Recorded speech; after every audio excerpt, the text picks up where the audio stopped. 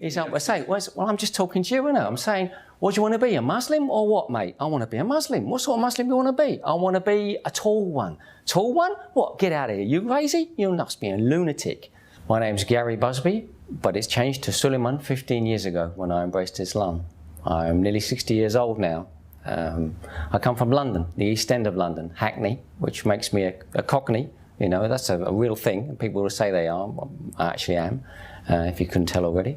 Like a lot of regular English guys, you might say, I would have said if there was a box to tick on a form, what's your religion? You would tick that box, Christian. And then someone would say, okay, when did you last read the Bible? And you'd say, oh, I don't remember reading it at all, you know, or maybe I did at school. So, you know, the Lord's Prayer, and maybe you went to church for somebody's wedding or a funeral, and that's about all you know.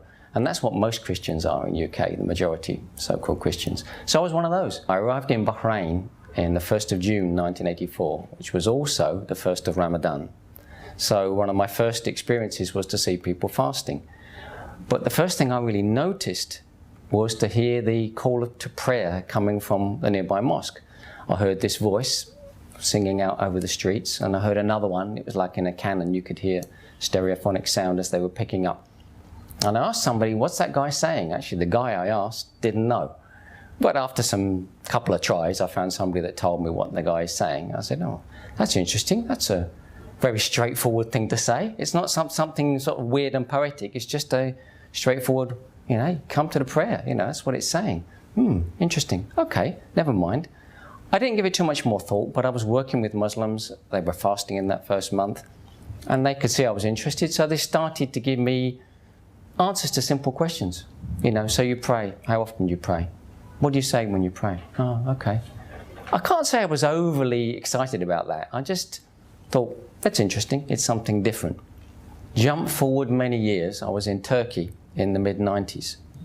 And there I saw something else. There I saw a country full of Muslims living in a secular state. I realized particularly during the Ramadans in Turkey, Ramazan as they call it there, the people who were fasting and the people who were not fasting, they're coexisting because there was no prohibitions there on the opening of cafes and drinking in the street, smoking, whatever. So you saw people choosing their fast rather than it being an overall cultural blanket.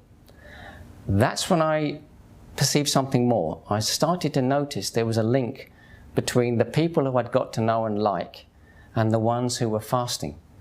It was a straight positive correlation, as a statistician would say. You know, this is a significant at the 95% level, you know. And I joined in. I just did that spontaneous thing. I said, I'm going to try this. What exactly do you have to do? Dawn to dusk? Yeah, okay, fine. It's not just a question of ignoring a few cups of tea. Immediately I found it tough, and immediately, respect. You know, this is not easy. You have to want to do this. And during that time, somebody saw that I was interested, and they gave me my first Quran.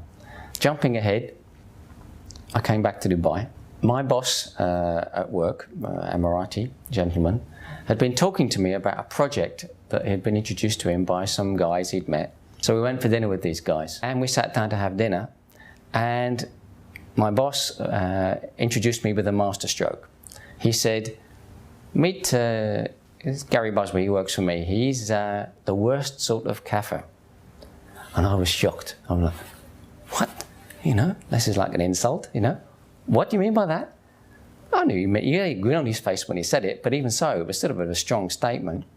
And he said, the trouble with him is he's read Quran, he's studied the life of the Prophet ﷺ, he knows quite a lot about Islam, he's asked me a lot of questions about it, and he still doesn't want to embrace.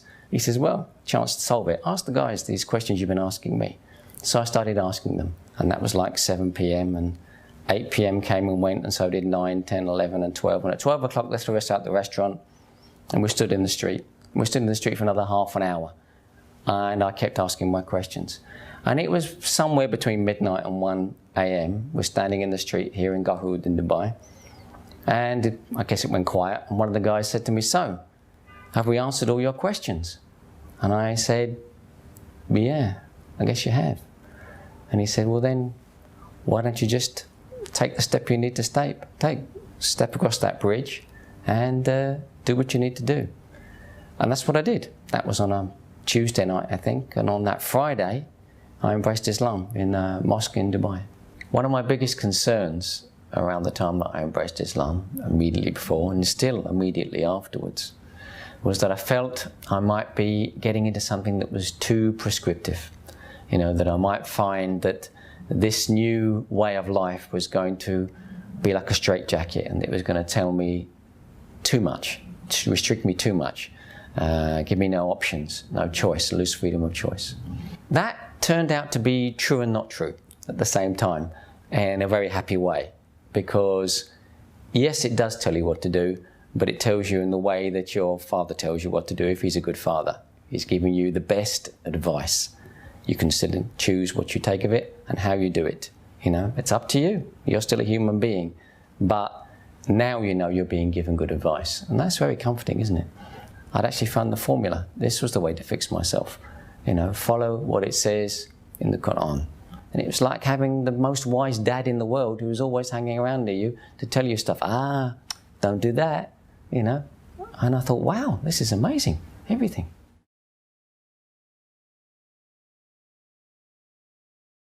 It's going to sound obvious, but just don't be scared. This isn't as exciting as jumping out of an aeroplane. I've done that too, and that was a lot more stupid. This was the smart one. So just do it. Trust me, it's going to be fine.